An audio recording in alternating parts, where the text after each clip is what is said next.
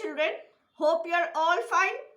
Today we will discuss Social Studies of Class 4, Chapter 13, A Short History of India.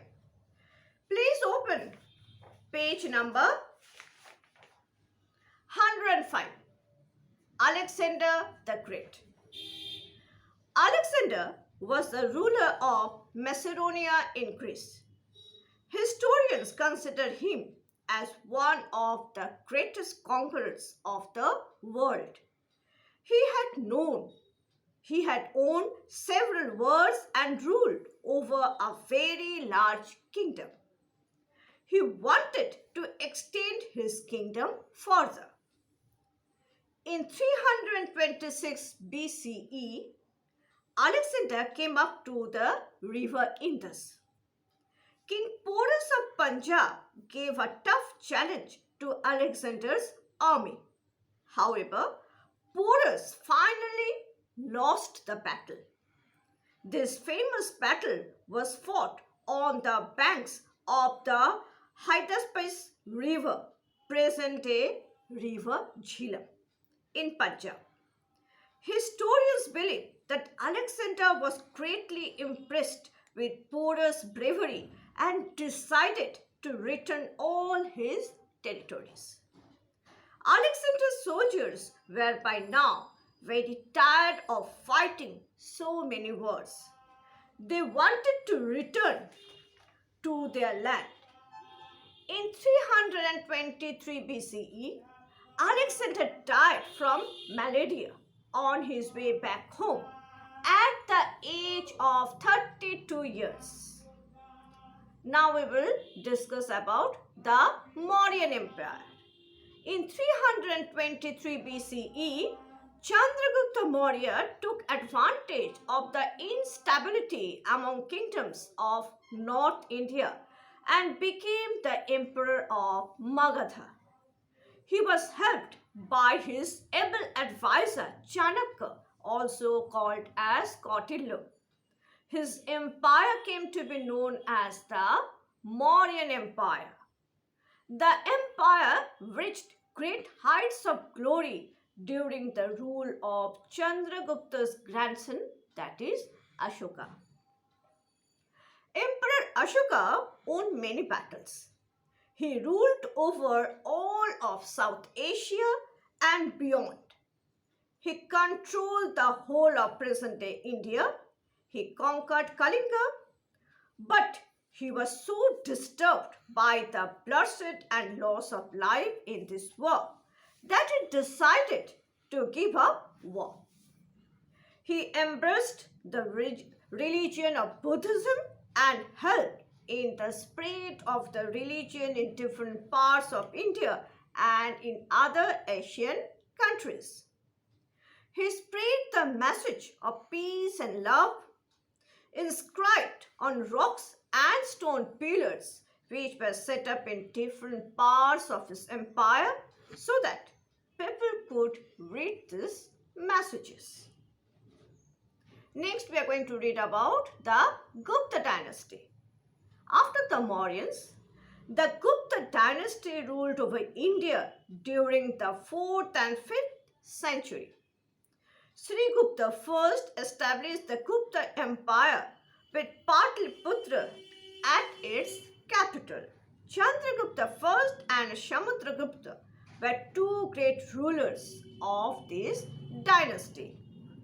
They won many battles and extended the Gupta Empire over almost the whole of northern India.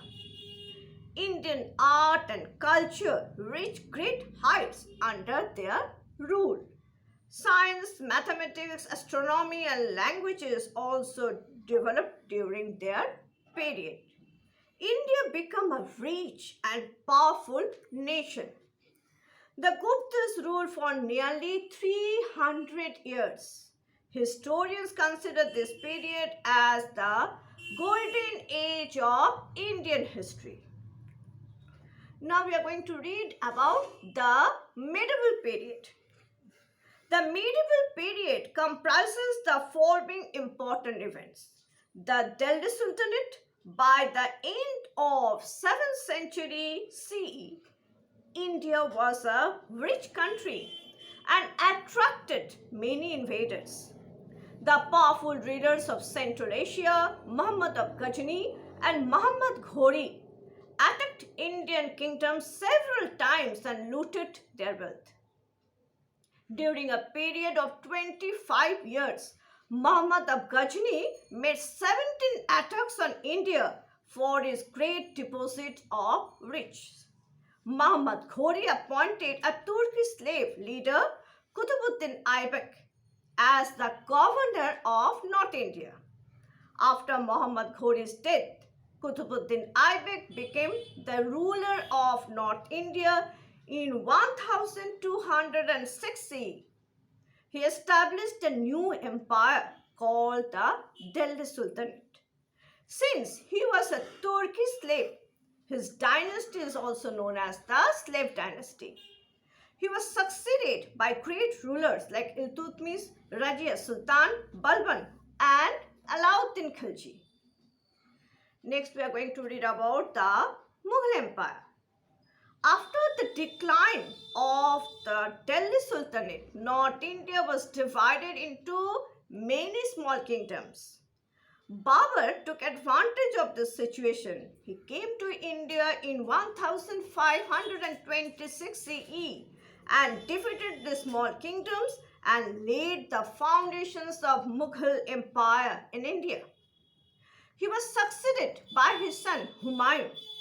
After Humayun, his son Akbar became the emperor in 1556 CE. According to historians, Akbar was the greatest Mughal ruler. He won many battles and brought several kingdoms under his control. The Mughal empire flourished during his rule. Akbar was succeeded by his son Jahangir.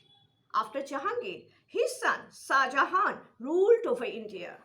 Shah Jahan was a great patron of art and architecture. The famous monument, the Taj Mahal at Agra, was built by Shah Jahan in memory of his queen, Mumtaz Mahal. Shah Jahan was succeeded by his son Aurangzeb, who ruled for almost 50 years. He expanded the Mughal kingdom to a large extent. He was the last important Mughal ruler. The Mughal rulers after Aurangzeb gradually lost their power. They are called as the latter Mughals. Aurangzeb's son Bahadur Shah Jafar was the last Mughal empire. During this period, the powerful nobles of the Mughal Empire began to break away and started forming independent states. Meanwhile, around the same time, there were some other rulers who became very powerful. These were the Rajputs, the Marathas, the Sikhs, and the Udyars of Mysore. For a brief period in the late 18th century, Hyder Ali and Tipu Sultan were in power in Mysore. Next, we are going to read about the modern period. The modern period comprises the following important events. Number 1, the coming of the Europeans to India. During the Mughal period, the French, the Portuguese, and the Dutch started trading with India. With the decline of the Mughal Empire, these European trading companies became more powerful and they started fighting among each other to gain control over trade in India.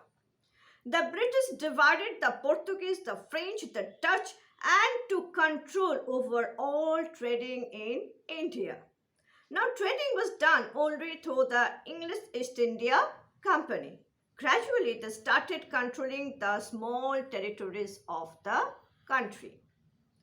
In 1757 CE, the British defeated the Nawab of Bengal, Siraj-Dowlah, in the Battle of Plassey and became the rulers of Bengal. The British, who came to India as traders, gradually started taking part in the administrations of the country. Soon they became the rulers of the entire country. The British brought many new ideas of the West. They introduced Western education. They built many roads, railway lines, and established postal services. But the Indians were not happy being ruled by a foreign power. Next, we are going to read about the revolt of 1857. In May 1857, there was a great revolt against British rule. This revolt was by the Indians employed in the British army. Soon some Indian rulers also united to fight against the British. The revolt of 1857 is also known as the Indian Rebellion of 1857 or the First War of Indian Independence. This revolt was crushed by the British. Now India was under the direct control of Queen of England, that is Queen Victoria. She was declared the Empress of India. The last we are going to read about the struggle for independence. Indians had no role in the administrations of their own country. They were denied high posts in the military as well as the administrative services. The Indians were dissatisfied and wanted freedom from the British. Many educated Indians came together and formed political organizations to free India from British rule. Indian National Congress was the most important organization that brought the people of India together for the struggle of freedom. Many Indian leaders were involved in the freedom struggle. Rani Lakshmi Bai, Bal Gangadhar Tilak, Subhash Chandra Bose, Vinayak Damodar, Savarkar, Chandrasekhar Azad, Bhagat Singh, Sardar Vallabhbhai Patel, Sarojini Naidu, and many more joined hands in their effort to make India an independent country. Mahatma Gandhi became the most popular leader of the Indian masses. He encouraged people to get united to fight against the British by using the peaceful method of protest called Satyagraha, which was based on the principles of truth and non-violence. This form of protest filled the Indian masses with a new energy. Mahatma Gandhi organized a number of movements and led the masses against the British rulers. After a long struggle and loss of many Indian lives, India achieved freedom on 15th August 1947. Now you know about the three main periods of the history of India along with the important features and events of each period. Now I will discuss few question answers and objectives with you. You can see them on the screen.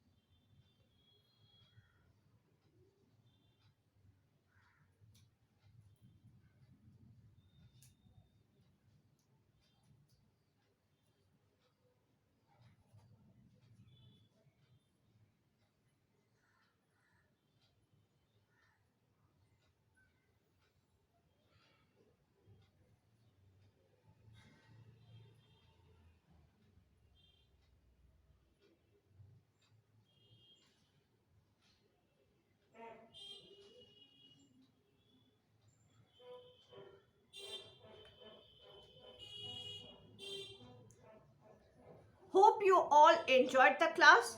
Now read the chapter nicely and do the assignment in your social study interleaf copy. Thank you.